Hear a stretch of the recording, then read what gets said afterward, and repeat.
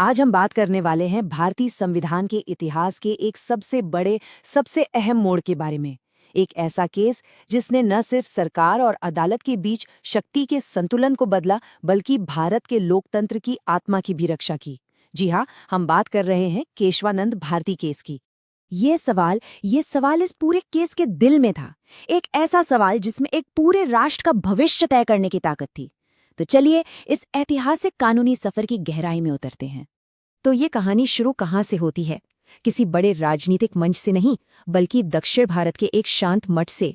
यकीन मानिए, ये इतना बड़ा केस किसी ऊंचे राजनीतिक सिद्धांत से नहीं, बल्कि एक जमीन के टुकड़े से जुड़े विवाद से शुरू हुआ था। तो हुआ ये कि 1970 में केरल सरकार के कुछ भूमि सुधार कानून आए और इन कानूनों का असर पड़ा एक मठ की जमीन पर।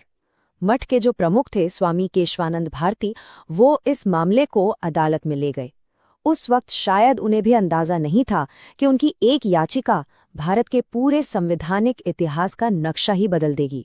बहुत जल्द स्वामी जी का ये केस सिर्फ एक जमीन का विवाद नहीं रहा, ये उस बड़ी संवैधानिक आग से जाकर जुड़ गया जो देश में पहले से ही सुलग रही थी। तो देखिए, असली टकराव था क्या? एक तरफ थी संसद, जिसका कहना था कि भाई हमें संविधान का कोई भी हिस्सा बदलने की असीमित शक्ति है। दूसरी तरफ थी न्यायपालिका, जो इस सवाल से जूझ रही थी कि क्या इस शक्ति का मतलब ये है कि आप हमारे मौलिक अधिकारों को भी मिटा सकते हैं। और इस कन्फ्यूजन को और बढ़ा दिया था एक पुराने केस ने, गोलकनाथ बनाम पंजाब राज्य। उस केस में कोर्ट ने कहा था कि संसद मौलिक अधिकारों को नहीं छू सकती। तो एक तरफ हाँ, एक तरफ ना। इसी टकराव ने इस महामुकाबले की जमीन तैयार की। इस लड़ाई की जड़ में थे ये 3 बड़े संशोधन। पहला 24वां संशोधन, जो सीधे सीधे संसद को संविधान बदलने की पूरी ताकत दे रहा था।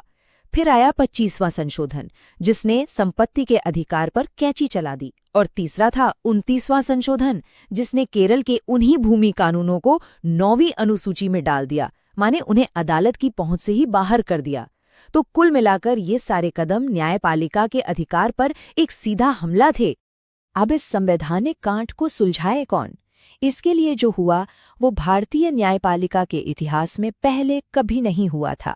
13 जज, जी हाँ 13, सुप्रीम कोर्ट के इतिहास में आज तक की सबसे बड़ी बेंच बनाई गई, सिर्फ इस एक केस को सुनने के लिए। इसी से आप अंदाजा लगा सकते हैं कि मामला कितना संगीन था। और सुनवाई कितने दिन चली? पूरे 68 दिन।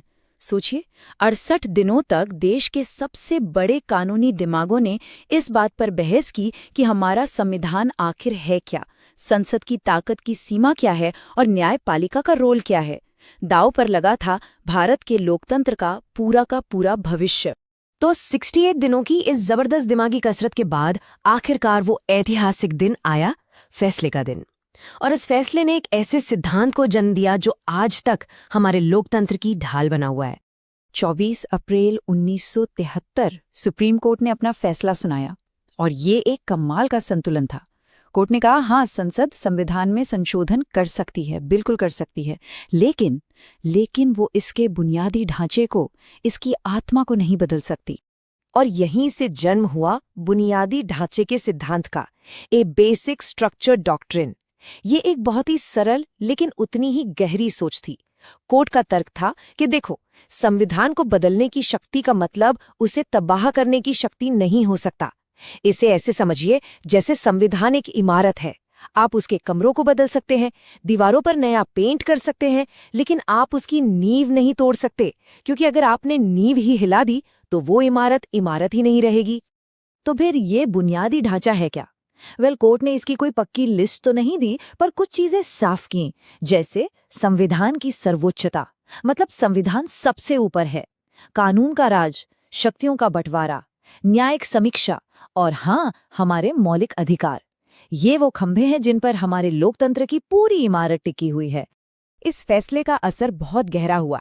इसने भारत में पावर के पूरे खेल को, सत्ता के संतुलन को हमेशा के लिए बदल दिया। और सबसे दिलचस्प बात जानते हैं क्या है? ये फैसला कितना करीबी था। 7 जज पक्ष में और 6 विपक्ष में, सिर्फ एक वोट का फासला। और वो एक निर्णायक वोट था जस्टिस HR खन्ना का, जिन्होंने एक बीच का रास्ता निकाला और इस ऐतिहासिक सिद्धांत को हकीकत बनाया। तो इस पूरे केस का सबसे बड़ा निचोड़ क्या निकला? एक लाइन में, संविधान सर्वोच्च है, संसद नहीं। इस फैसले ने यह साफ कर दिया कि भारत में कोई भी संसद भी संविधान से ऊपर नहीं हो सकती।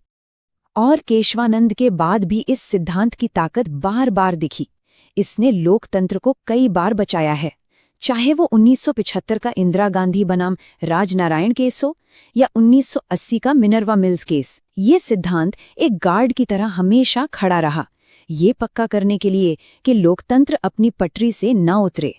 तो आखिर में ये सवाल हमारे सामने खड़ा होता है, हर संविधान की एक आत्मा होती है, कुछ ऐसे सिद्धांत जो उस देश की पहचान होते हैं। केशवानंद भारती केस ने भारत के लिए उन सिद्धांतों पर एक सुरक्षा कवच लगा दिया। ये हमें सोचने पर मजबूर करता है कि किसी भी देश के लिए वो कौन सी एक चीज है, वो कौन सा एक सिद्धांत है जिसे कभी कभी नहीं बदला जाना चाहिए।